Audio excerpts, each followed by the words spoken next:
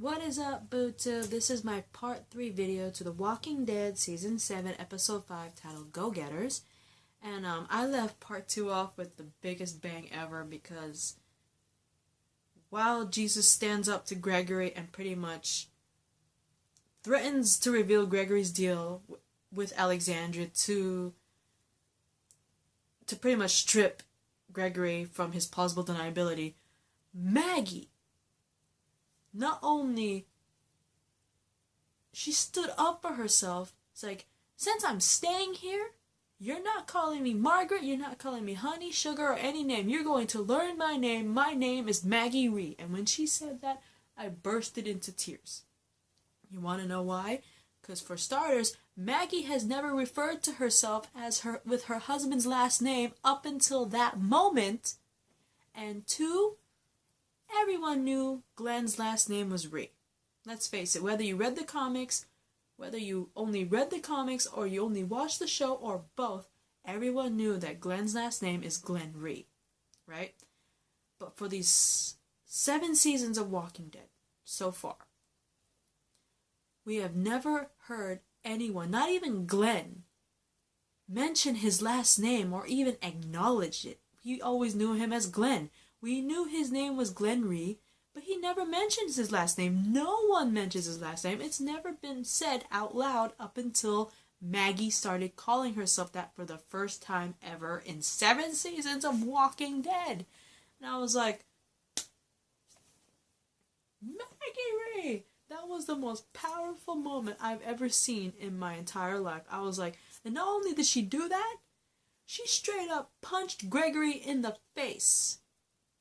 And I don't blame her, because Gregory has been pissing me off, and not only because Gregory's been pissing everyone off in this episode, but also the fact that Maggie found Glenn's pocket watch in frickin' Gregory's pocket. Because apparently Gregory went to the grave, stole the pocket watch, because he's like, it'll be a shame to leave such a nice pocket watch out in the rain and dirt. And I'm like, you dick. You evil mother. That's why props to Maggie for punching Gregory in the face, getting the pocket watch back, and pretty much saying, I'm staying here, name's Maggie Ree. Biashi! I was like, that was glorious. I have so much respect for Maggie right now. Oh my god. Glenn lives on in the baby and the last name, okay? Not only does Glenn move on because Maggie is pregnant with his baby, but he lives on even more because Maggie just called herself Maggie Ree. And I was like, Glenn. Anyway, Jesus actually has a heart-to-heart with Maggie and Sasha that he couldn't imagine anyone but Gregory running the hilltop, because he's the only one that seemed to, deal with all this stuff and be okay. But he's like, you know what?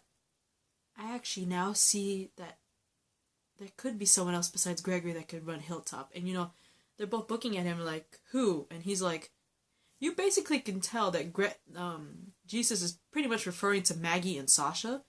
Like, he sees Maggie or Sasha, or perhaps even both, running hilltop instead of Gregory, in a way. You could totally see it in his eyes, because he's all smiling at them. And as Maggie's leaving, Sasha asks Jesus to, basically, if you want to make it up to us by helping us, I want you to find out where Negan lives.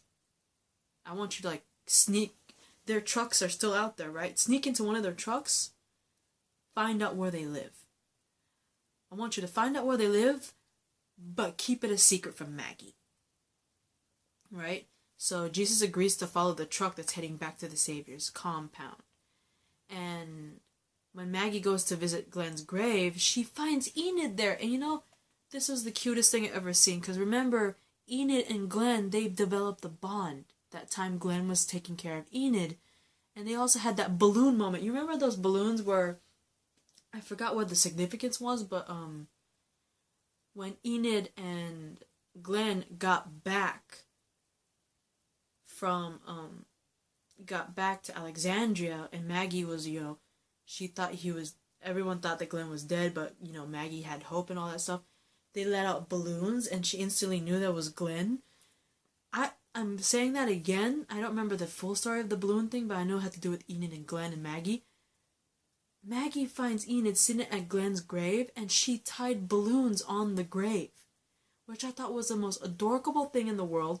But then I started laughing because I saw the balloons on where they were, and I was like, wait a minute. I knew Enid was tying the balloons that she wanted to put on Glenn's grave, but when I looked closely, I paused it. I was like, the balloons are on the wrong grave.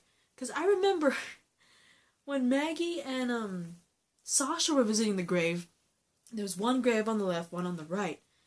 Glenn's grave was on the left. Abraham's was on the right? When I paused it and saw the balloons are tied on the grave on the right, which means they're tied on Abraham's grave, not Glenn.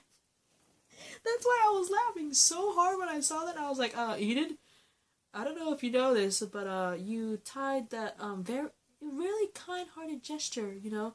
You wanted to tie balloons to Glenn's grave because balloons, you know, are your thing. But you kind of tied it on Abraham's grave, not Glenn's. But anyway, I thought it was a really cute moment. Also, Enid and Maggie are in Jesus' trailer and she's cooking dinner for Maggie, which I thought was cute. And Sasha comes in, she's like, whoa, Enid, you're here. Hi, how'd you get here? And Enid pretty much lies saying she got there by herself. She never mentioned Carl. And,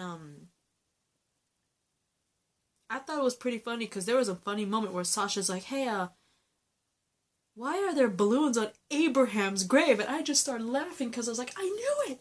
I freaking knew it! I knew that Enid tied the balloons on the wrong grave because Abraham's was on the right and Glenn is on the left. And I was like, I knew those balloons were on the wrong grave. I freaking knew it. Sasha just confirmed that crap for me. I started laughing so hard because the look of horror on Enid's face was hilarious. And Maggie's like, I'm sorry, Enid. I didn't have the heart to tell you that you marked the wrong grave with the balloons. I was like, that's cute. That's a cute family dynamic between the three. I was laughing so hard. But anyway, I thought this was a really sweet moment. Maggie, she gave the pocket watch to Enid. Because apparently she says they don't need objects to remember they're dead anymore. We have each other to remember them by. And as they're sitting around the table, they pretty much take on a somewhat normal life because they have dinner on the table, they're holding hands and they're saying grace, they're praying and saying grace. And I was like, oh, such a beautiful family dynamic. I love it. Anyway, as the saviors are leaving the hilltop, Jesus managed to sneak into the truck that's bound for their compound. And all of a sudden you hear a voice, a guy's voice saying, hey. And he looks in the back of the... Excuse me, I just burped on camera. Anyway, he hears someone say, hey, and he ends up looking in the back of the truck, and what do you know? There's Carl Grimes, hiding out, peeking out from behind some boxes. So apparently, not only is Jesus sneaking into the truck bound for the compound on behalf of Sasha, Carl had the same idea because he snuck into the truck too because he wants to find out where the compound is because he wants to kill Negan. So, I love the little triple family dynamic between Maggie, Sasha, and Enid. I think that's absolutely adorable. I hate Gregory. I hope he dies. I hope he dies and then Maggie, or at least Maggie, takes over Hilltop. You know, and she has Sasha and Enid by her side and Jesus when hopefully he comes back. And I'm looking forward to this whole Jesus and Carl takes on the Savior compound because the moment Jesus saw Carl, he had this smirk on his face like, oh, this is going to be fun, right? And I was like, oh, this dynamic is going to be very interesting. Because we got a very, not really unstable, but we got a very, I wouldn't say unstable, but Carl's a teenager and he doesn't really think straight. And we get the very sly ninja Jesus, who, by the way, was the most craziest bad ASS when him and Sasha were taking out those walkers that came in at that night in Hilltop. His ninja moves, awesome to heck. I love this episode, especially seeing Jesus. I love him so much. I can't stand Gregory. I hope he dies. I'm not trying to be mean, but I don't like him. Especially when he tried to sell out Maggie and Sasha to the Saviors. Lost all respect for you. The cute family dynamic between Maggie, Sasha, and Enid was absolutely adorable. I love the first kiss between Enid and Carl. I thought that was adorable despite being an apocalypse. And I can't wait to see what Jesus and Carl will do when they reach the compound, because they look like an interesting duo. So I can't wait to see the episode tomorrow, which is episode 6, titled Swear, which will premiere tomorrow, because right now it is 1:18 a.m. Saturday. So it will premiere tomorrow, so I can't wait to see it. Anyways, that's my part 3 reaction rant video to The Walking Dead Season 7, Episode 5, titled Go Getters. Peace, Bootin'.